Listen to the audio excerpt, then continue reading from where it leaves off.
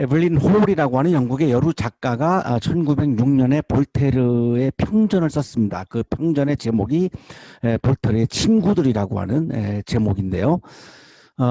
이 엘베시우스라고 하는 사람이 쓴 정신론에 대해서 볼테르가 동의하지 않았습니다.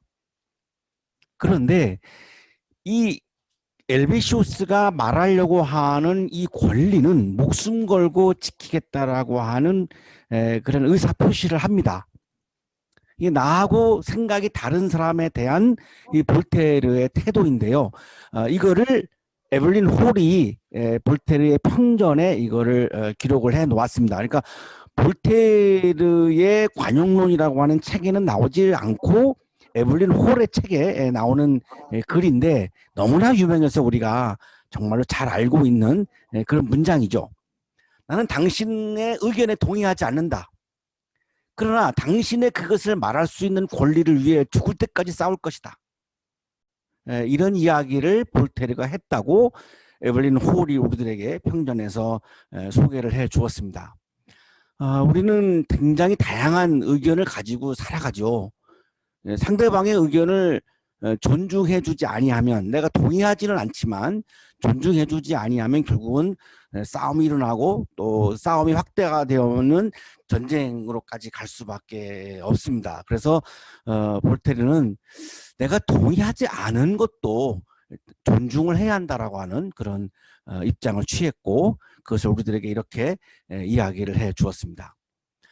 우리는 학교 안에서 다른 생각을 가지고 있는 분들, 다른 이념을 가지고 있는 분들, 또 다른 종교를 가지고 있는 분들과 함께 어울려서 살아가고 있습니다. 따라서 다른 사람들의 생각과 이념과 종교에 동의할 수 없는 경우가 많이 일어날 수밖에 없고요. 그러나 우리가 그 사람들을 서로가 적대시하게 되면, 원수로 여기게 되면 결국은 공동체가 깨질 수밖에 없습니다. 그래서 나하고 다른 생각, 나하고 다른 이념, 다른 종교를 가지고 있는 사람들을 우리가 적대시하지 않고 원수로 여기지 않는 것을 우리는 톨레랑스, 관용이라고 그렇게 부릅니다. 이 볼테르라고 하는 이 프랑스의 사상가가 1763년에 이 관용론이라고 하는 책을 썼습니다. 제14장의 제목이 예수 그리스도가 가르친 관용이라고 하는 제목인데요. 인용하겠습니다. 예수 그리스도가 남긴 그의 모든 말과 행동은 온유함과 인내와 용서를 가르치고 있다. 당신이 예수 그리스도를 닮고자 한다면 처형자가 아닌 순교자가 되어라. 우리가 교회를 다닌다라고 하는 차원과 내가 예수를 따라간다라고 하는 차원은 다른 차원이죠. 자, 볼테르가 강조하는 것은 내가 예수를 따라가는 그리스도인으로 살아가기를 원한다면 처형자가 되지 말고 나하고 생각이 다른 사람들에 대해서 내가 판단하고 정죄하는 그런 처형자가 되지 말고 순교자가 되어라. 그 사람들이 이야기하는 것을 내가 지켜주고 보호해주는, 심지어는 나한테 어떤 좀 불이익이 온다 할지라도 그런 마음으로 살아가는 것이 예수님의 삶을 따라가는 것이다 라고 주장을 한 것이죠. 왜냐하면 예수님은 모든 사람들을 구원하기 위해서 자기가 처형당하셨지 처형을 하지는 않았거든요. 그래서 그런 예수의 삶을 우리들에게 소개해 주었습니다. 우리가 오늘 모여서 함께 예배드리고 있는 예수님은 사람을 정죄하는 차가운 시선으로 사람을 보신 분이 아니고 사람을 사랑하는 따뜻한 시선으로 보신 분입니다. 사람을 대하는 자세, 사람을 바라보는 시선이 우리가 살아갈 때 매우 중요한 것 같은데요. 내가 사람을 어떤 눈으로 바라볼 거냐. 특히 우리 신입생들 우리 학교에 이제 들어오셨는데 여기에서 교수님을 내가 어떤 눈으로 바라볼 거냐, 선배님들을 어떤 눈으로 바라볼 거냐, 후배들을 후배는 없죠. 신입생들은 동료들을 내가 어떤 눈으로 바라볼 거냐라고 하는 것은 우리가 살아가면서 매우 중요한 부분 중에 하나입니다. 자, 그런데 우리가 믿고 우리가 따르려고 하는 예수님은 차가운 눈으로 사람을 보는 것이 아니라 따뜻한 눈으로 사람을 보았다는 것입니다. 제21장의 제목이 미덕은 알보다 더 소중하다라고 하는 제목인데요. 이렇게 볼테르가 얘기합니다. 형이상학적 문제에 있어 모든 사람이 똑같은 방식으로 생각하게 되기를 바라는 것은 정말 미친 짓이다. 다른 사람들이 나하고 똑같은 생각을 갖기를 바라는 것은 그건 불가능하다. 그거는 사랑이 아니고 폭력이다. 내가 다른 사람에게 내 생각과 같은 생각을 하라고 내가 강요하는 것은 사랑이 아니고 폭력이다. 라고 이야기를 한 거죠. 22장의 제목은 관용은 보편적이라는 점에 대해서라고 하는 제목인데요. 이렇게 말합니다. 조물주가 내려야 할 판결을 이 땅에 잠시 머물다가 사라질 티끌과도 같은 존재인 우리 인간이 가로챌 권한은 없는 것이다. 사람에 대해서 판단하고 정하고 규정 내리고 혹은 정죄하는 것, 그것은 우리에게 그런 권한이 주어진 적이 없다. 나에게는 그런 권한이 없다. 재판장에 가면 판사가 판결을 내리죠. 그거는 재판장의 권한이지 방청석에 있는 사람들에게는 그런 권한이 없는 것처럼 사람을 향해서 규정을 하고 판단을 하고 정하고 정죄를 내리는 것은 하나님이 갖고 계시는 권한이지 우리는 피고의 입장으로 살아가는 거기 때문에 우리에게는 내가 주님 앞에서 죄인임을 고백하고 살아가고 있는 것이기 때문에 나에게는 그런 권한이 주어진 적이 없고 만약에 내가 그것을 행사한다면 하나님의 권한을 가로채는 것이고 하나님의 권한을 가로챈다라고 하는 것은 하나님을 부정하는 게 돼버린다는 거죠. 따라서 그거는 그리스도인의 삶이라고 말할 수 없다라고 볼테르는 강조하고 있습니다. 사람을 판단하고 정죄하는 것은 하나님의 소관이지 나에게 그런 권한을 아무도 부여한 적이 없습니다. 나에게는 그런 권한이 없는 거죠. 마지막에 23장에서 볼테르가 기도를 합니다. 기도문을 우리들에게 소개해 주는데요. 우리가 보기에는 참으로 불평등하지만 당신이 보기에는 모두 똑같은 우리의 처지와 조건들 사이에는 작은 차이가 있습니다. 인간이라 불리는 티끌들을 구별하는 이 모든 사소한 차이들이 증오와 박해의 구실이 되지 않도록 해주소서. 우리에게 이 삶을 주신 당신의 은혜를 찬양하면서 이 찰나 같은 삶을 살게 해주소서. 우리 신입생 여러분들이 고등학교 때에는 답이 하나이죠. 뭐 4개 중에 하나 고르고 5개 중에 하나 고르고 정답이 딱 정해져 있고요. 정답은 하나예요. 자, 여러분이 이제 우리 학교에 와서 공부를 하시게 되는데 정답이 없어요. 정답이 굉장히 많아요. 어떤 관점으로 보느냐에 따라서 답이 다 다르게 나와요. 이제 여러분이 완전히 다른 세계에 들어오시게 되었는데요. 여기에서 여러분은 차이를 발견하게 될 거예요. 그 차이는 틀린 것이 아니라 그냥 차이일 뿐이죠. 이 다른 패러다임에 여러분이 들어오지 아니하면 대학에서 하는 공부를 하기가 여러분이 어려워질 거예요. 생각도 차이가 있는 것이고 관점도 차이가 있는 것이고 이념에도 차이가 있는 것이고 심지어는 종교에도 차이가 있는 것이죠. 그 굉장히 차이가 있는 사람들을 여러분이 여기에 와서 우리 학교에 와서 다양한 분들을 만나게 됩니다. 그 차이를 존중하는 법을 배우지 아니하시면 어렵습니다. 살아가는 게 어렵죠. 그 차이를 존중하는 것이야말로 예수님이 사람을 바라보는 시선이었다라고 볼테르는 강조하고 있습니다. 2015년부터 우리가 마가복음과 지난 학기까지 누가복음을 묵상을 했고요. 이번 학기부터 우리가 요한복음을 묵상하기 시작을 했는데요.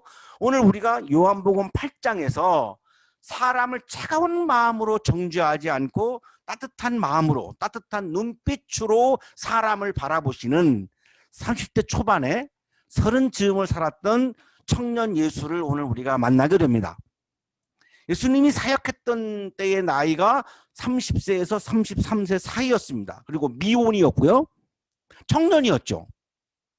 청년이 사람을 어떤 눈빛으로 바라보는가를 그 모델을 우리에게 보여주고 있는 장면이 오늘 요한복음 8장입니다.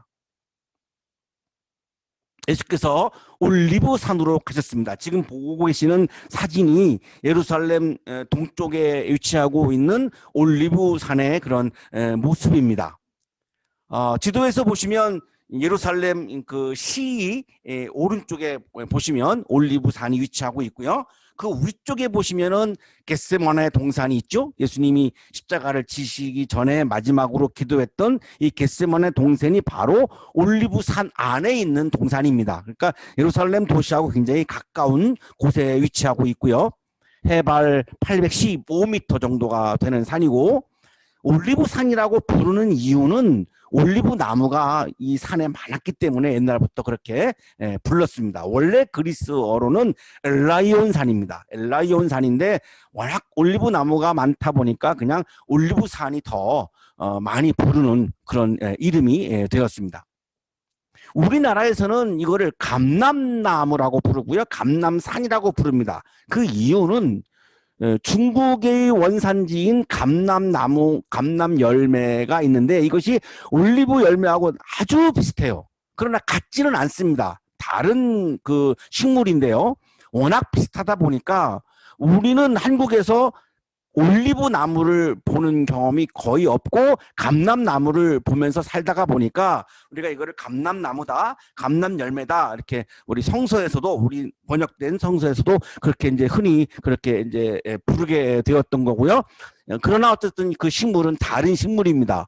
지금은 이제 터키가 주산지가 되어서 올리브유가 이제 터키에서 많이 나오고요. 우리가 터키에서 그거를 사서 이제 먹기도 하는 것이 이제 올리브유죠. 이른 아침에 예수님께서 성전에 가셨습니다. 여기 성전은 예루살렘 성전입니다.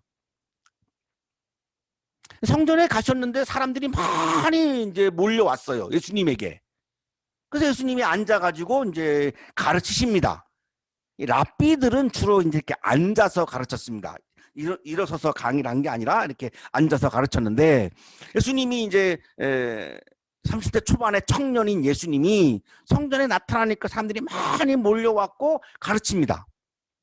자, 여기서부터 문제가 발생하는 거죠. 예수님에게는 성전에서 가르치는 라이센스가 없어요. 성전에서 가르치는 라이센스가 주어진 사람들은 랍비, 율법학자, 바리새인들, 이 사람들이 합법적으로 성전에서 가르치는 분들입니다. 아무나 가르치는 게 아니죠. 그러나 청년 예수는 그런 자격이 없어요. 그런데 가르치는 것 자체도 못마땅하죠.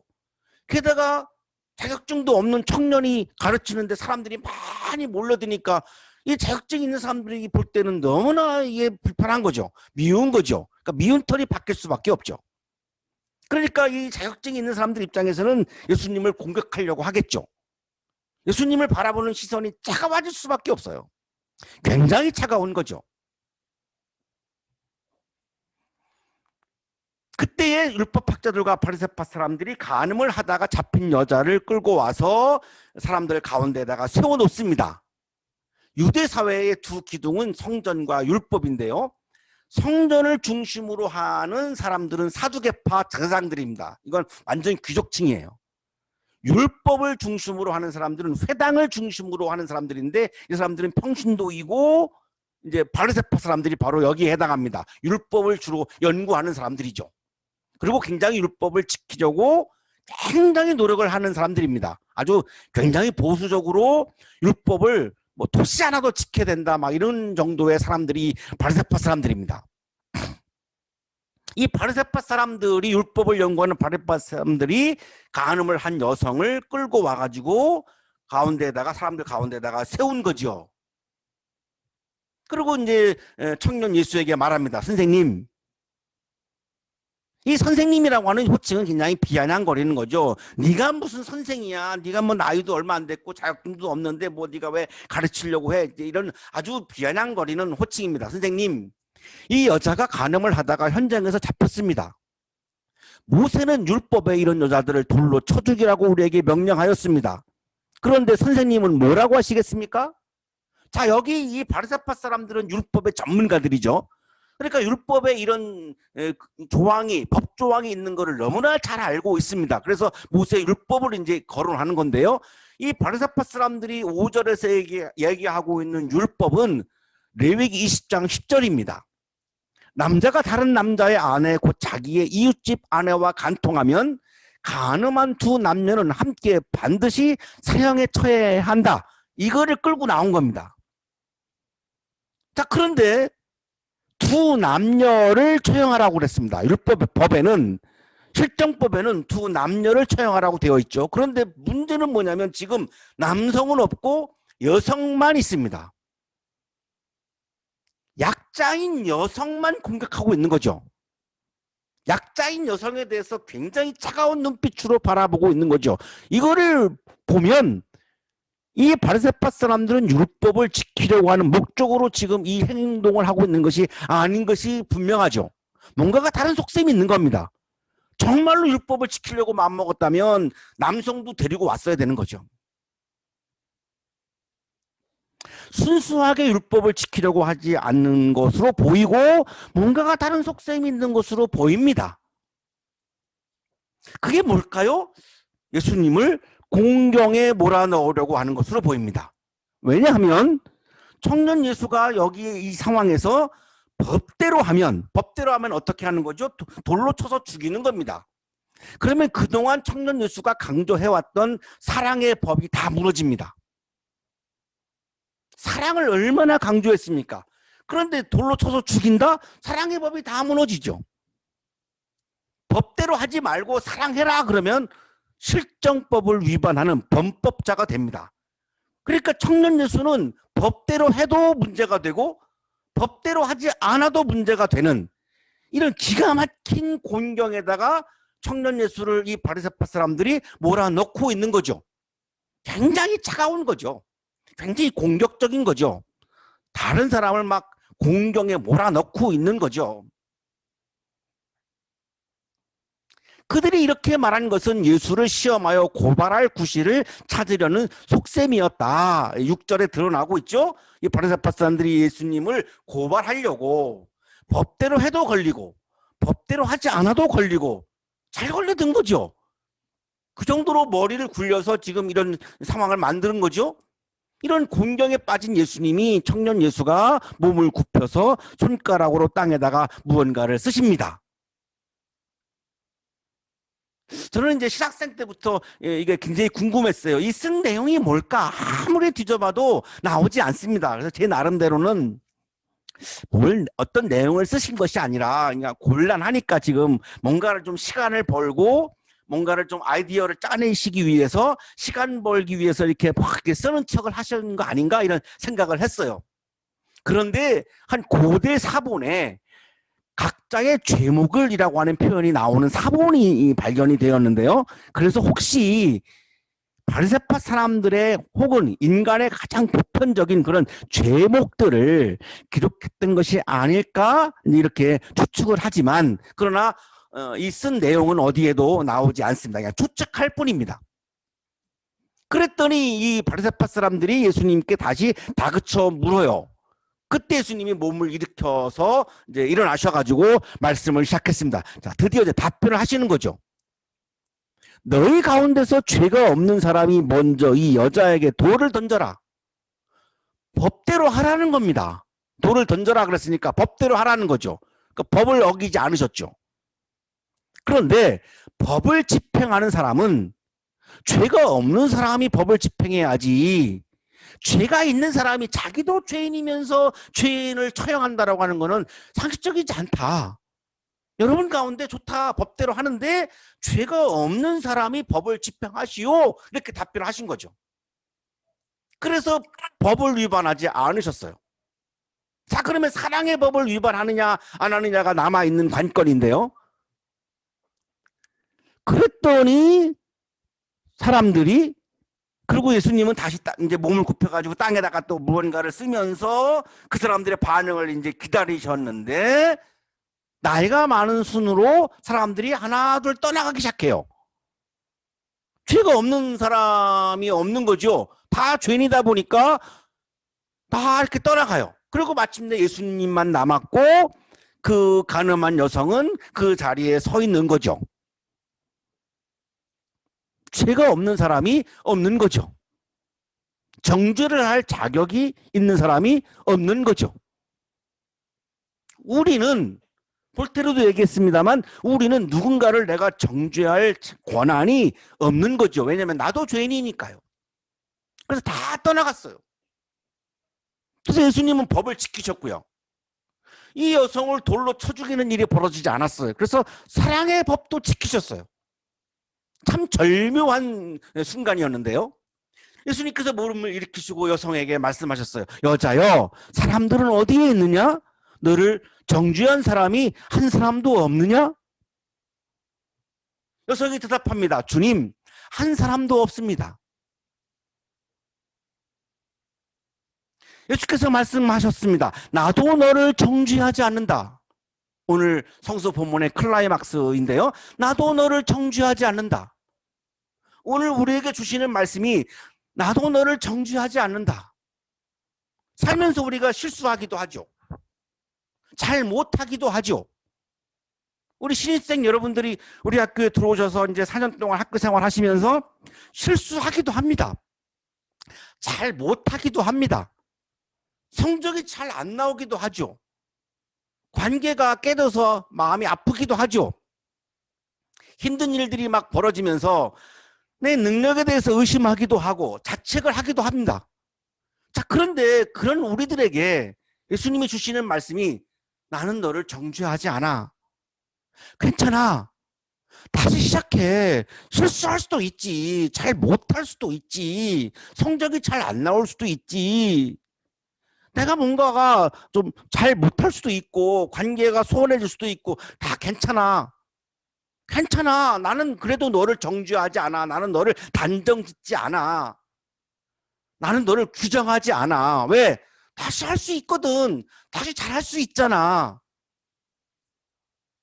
그리고 이제부터 다시는 죄를 짓지 마라. 새로운 출발을 다시 시작해. 너무 내가 실수한 것에 대해서 잘못한 것에 대해서 자책에 빠지고 죄책감에 빠지지 말고 포기하지 말고 다시 출발해. 다시 시작해. 나는 네가 못한다고. 나는 네가 틀렸다라고. 나는 그렇게 정하지 않아. 규정하지 않아. 나는 네가 돌이킬 수 없는 죄인이라고 나는 너를 정죄하지 않아. 너 다시 시작할 수 있어. 정죄는 그리스어로 카타크리노인데요. 이 카타는 전치사예요. 무엇을 향하여. 크리노는 정하다라고 하는 뜻이에요.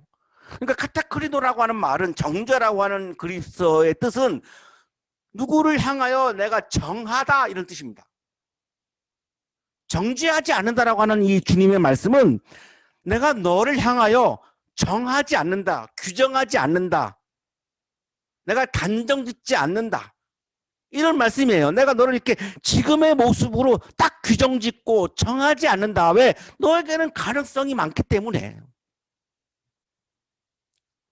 바리새인들은 사람을 차가운 마음으로 규정을 짓는, 정해버리는 이 모습이 너의 전부이잖아. 이렇게 아주 정죄하고 규정짓는 차가운 눈빛으로 사람을 보았습니다. 자, 그러나 30대 초반을 살았던 청년 예수는 사람을 따뜻한 마음으로 따뜻한 눈으로 보았습니다. 따뜻한 눈으로 따뜻한 마음으로 본다라고 하는 말은 내가 지금의 너의 모습으로 너를 규정짓지 않는다는 의미입니다. 왜? 많은 가능성이 남아있으니까요. 얼마든지 새로운 출발을 할 수 있으니까요. 얼마든지 나의 존재가 새로워질 수 있으니까요. 청년 예수는 그렇게 사람을 따뜻하게 보았어요. 청년이란 사람을 따뜻한 눈빛으로 바라보는 사람이라고 하는 모델을 오늘 청년 예수는 우리들에게 보여주고 계시는 거죠. 청년이란 사람을 차갑게 보는 사람이 아니라 따뜻한 눈빛으로, 따뜻한 시선으로 사람을 바라보는 사람이 바로 청년이다. 여러분이 우리 학교에 오셔서 교수님들을 바라볼 때 따뜻한 눈빛으로 바라보세요. 동료들을 바라볼 때 따뜻한 눈빛으로 바라보세요. 특히 약한 사람들을 바라볼 때는 더 따뜻한 눈빛으로 바라보세요. 그래야 내 마음에 따뜻한 마음이 채워져요. 그래야 내가 따뜻한 삶을 살아갈 수 있고 따뜻한 봄을 내가 느낄 수 있어요. 지금 우리 옆에는 바로 따뜻한 봄 기운이 이미 와 있어요. 내 눈빛이 차가우면 따뜻한 봄의 기운을 느끼지를 못해요. 따뜻한 봄의 계절을 살아갈 수가 없어요. 여전히 나는 그냥 이 치열한 경쟁 속에서 차가운 삶을 살아갈 수밖에 없어요. 그 차가운 경쟁 속에서도 내가 따뜻하게 살아갈 수 있는 길은 내 마음이 따뜻해야 되고, 내 마음이 따뜻하려면 사람을 바라보는 내 시선이 따뜻해야지만 가능해요. 여러분이 실수할 수도 있고 잘 못할 수도 있고, 그때마다 사람들은 나를 차갑게 바라본다라고 하는 시선이 느껴지고, 그래서 내가 힘들 수 있어요. 사람들이 나를 차갑게 본다라고 생각할 때 굉장히 힘들어집니다. 아무리 사람들이 나를 차갑게 보고 정죄해도 예수님만큼은 우리를 정죄하지 않으십니다. 내가 실수했어도 잘못했어도 여전히 예수님은 오늘도 나를 따뜻한 눈빛으로 바라보세요. 다시 시작할 수 있다라고 하는 그런 마음으로 나를 바라보세요.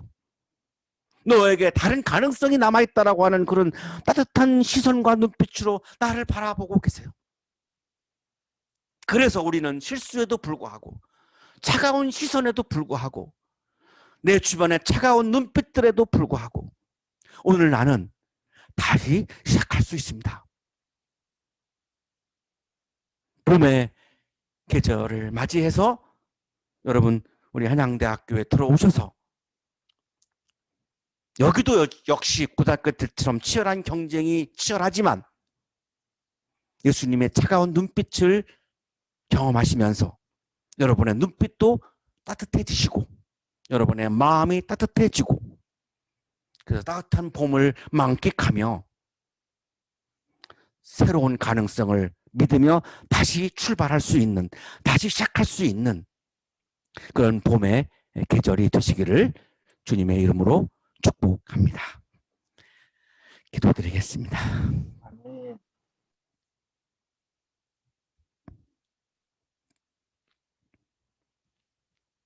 거룩하신 주님, 우리가 실수하지만 잘 못하지만 차가운 시선 앞에서 주저앉기도 하지만 내가 너를 정죄하지 않는다. 여전히 나를 따뜻한 눈빛으로 보아주시고 내 안에 있는 아직도 남아있는 가능성을 바라보시며 새로운 출발을 격려해 주시니 감사합니다. 감사의 마음을 예물에 담아 드리오니 기쁘게 받아주시고 예물을 드리는 손길 위에 크신 은혜를 부어 주옵소서. 예수 그리스도의 이름으로 기도하옵나이다. 아멘.